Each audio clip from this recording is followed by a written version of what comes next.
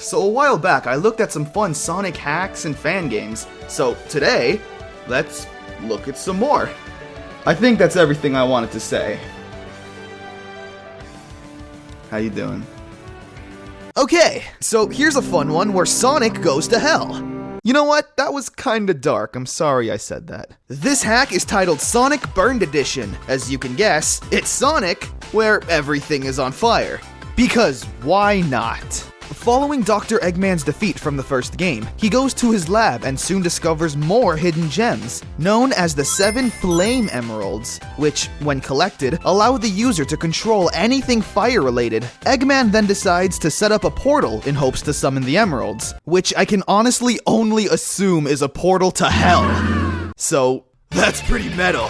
And the next thing you know, boom! The entire world of Sonic that we've grown to love is now engulfed with flames. And of course, it's now up to Sonic to save the day. The whole fire theme is actually something that I find to be pretty cool. It gives the game a really distinct look and feel, kind of like what Mario Sunshine did for Mario. Everything was blue and focused on water. It made you feel like it was summertime whenever you played it. So with Sonic Burned Edition, it's actually the perfect contrast to Mario Sunshine. Everything is red and on fire, obviously. The enemies are all reimagined to have a focus on fire, same for the stage hazards. And hey, even the bosses are all original, and of course, remade to be centered around, you guessed it, fire.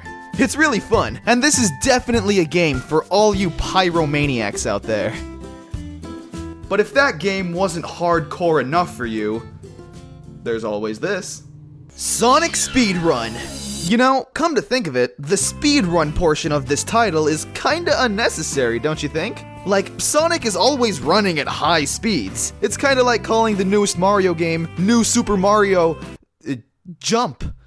Yeah, you know, because he's always jump. The real reason this game is titled Sonic Speedrun is because it throws you into actual stages from the actual Sonic games and forces you to complete them from beginning to end in under 20 seconds. This game is honestly geared more towards the hardcore fans, the ones who know every nook and cranny of the stages, knowing exactly where the hazards are, where the enemies are, and even the most optimal time to jump to cover the most distance. It's crazy. This game isn't really for me, mainly because I'm terrible at video games as is, so giving me a time challenge isn't gonna do me any favors.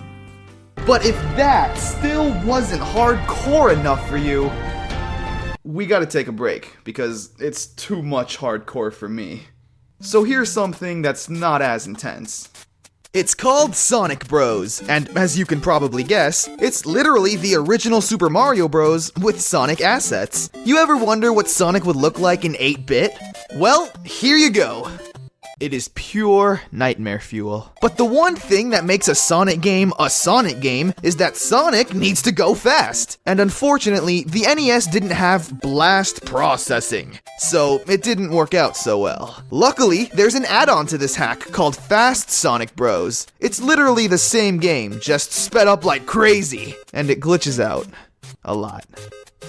Great. Keeping up with the tradition of Mario games being replaced with Sonic, here we have Sonic Adventure 64, a Sonic game made with the Mario 64 engine and overall design. It's actually not too bad if you're a fan of Super Mario 64, so don't show Egoraptor this game.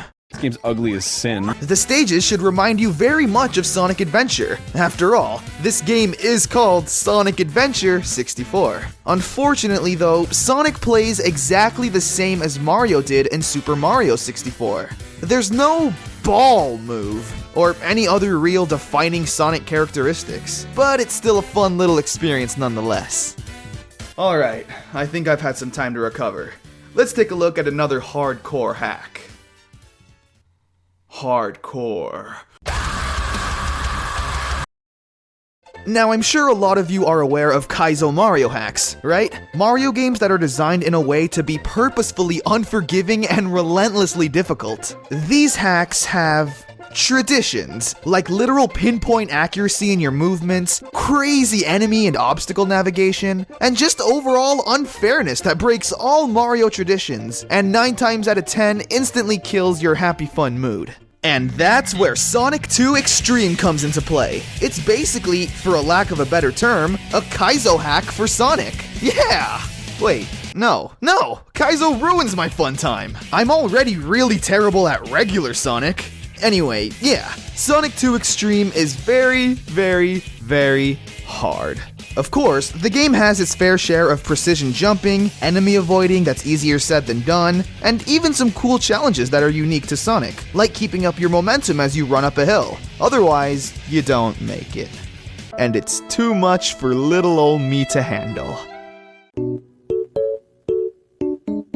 So let's play something else to keep me sane, like Sega Master System Brawl, a really well done 8-bit fighting game starring Sega mascots. That sounds like fun, and lo and behold, it actually is. Everything about this game, in my opinion, is perfectly executed. The music sounds like something that would genuinely be coming out of a Sega Master System or NES, in the sense that it's not super clean and polished, giving it that genuine sound. Even the visuals feel genuine. The controls feel a little stiff, but again, that's a good thing. That's how it would have felt back in the 80s, with stiff jumping and input lag. Some of these characters I don't even really know, and after googling them, I decided to play their games, and I loved them. Thanks, game.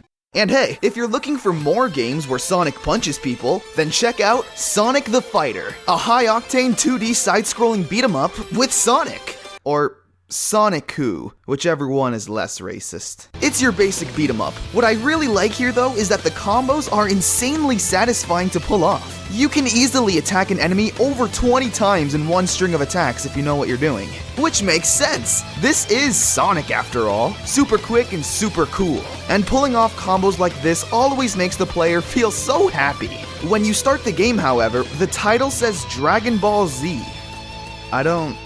I must have missed that crossover episode. As it turns out though, this game is actually a hack of a Dragon Ball game called Dragon Ball Advanced Adventure, just replaced with Sonic characters. Unless this is a character from the Dragon Ball universe, in which case I'm very afraid. Okay, one more game. Sonic Overture. This beautiful fan game acts as a prequel to the original Sonic the Hedgehog, where Sonic is adventuring through Christmas Island. What separates this fan game from other ones out there is just the amount of love that went into it.